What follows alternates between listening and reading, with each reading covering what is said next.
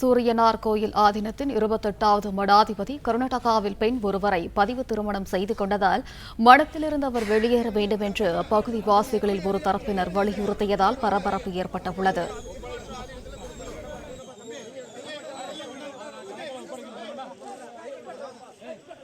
இதுகுறித்தான முழு விவரங்களுடன் இணைகிறார் செய்தியாளர் ராமலிங்கம். வணக்கம். விவரங்கள் என்ன?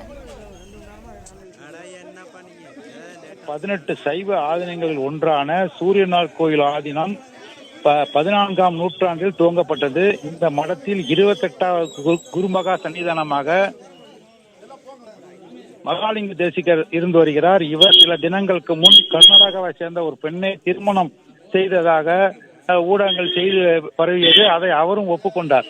இந்நிலையில் அந்த மடத்தில் இருந்த மடாதிபதியை அந்த மடத்தில் பக்கத்தில் உள்ள பகுதி மக்கள் ஒரு பகுதியினர் அந்த மடத்தில் இருந்து மடாதிபதியை வெளியேற வேண்டும், மடாதிபதிகள் இல்லற வாழ்க்கையில் ஈடுபடக்கூடாது, திருமணம் செய்யக்கூடாது, மீறி இவர் செய்துள்ளார், அதனால் இவர் மடாதிபதி தகுதியை இழந்து உள்ளார் என வலியுறுத்தி அந்த மடத்திலிருந்து வெளியேற வலியுறுத்தியுள்ளனர்.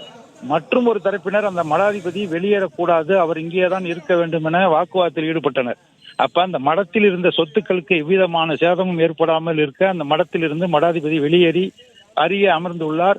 இந்த இரு தரப்பினரும் மோதல் ஏற்படும் சூழ்நிலையில் காவல்துறையினர் அங்கு குவிக்கப்பட்டு இரு தரப்பையும் அங்கிருந்து அப்புறப்படுத்தி சுமூகமான சூழல் ஏற்படுத்தி வருகின்றனர். இந்த சம்பவத்தால் அப்பகுதியில் பெரும் பரபரப்பான சூழல் நிலவுகிறது. இந்து அறநிலையத்துறை என்ன நடவடிக்கை எடுக்கிறார்களோ அதற்கு நான் கட்டுப்படுவேன் என அந்த மடாதிபதி கூறி அங்கேயே அமர்ந்து உள்ளார். இந்த சம்பவத்தால் இங்கு பெரிய பரபரப்பான சூழல் நிலவி வருகிறது.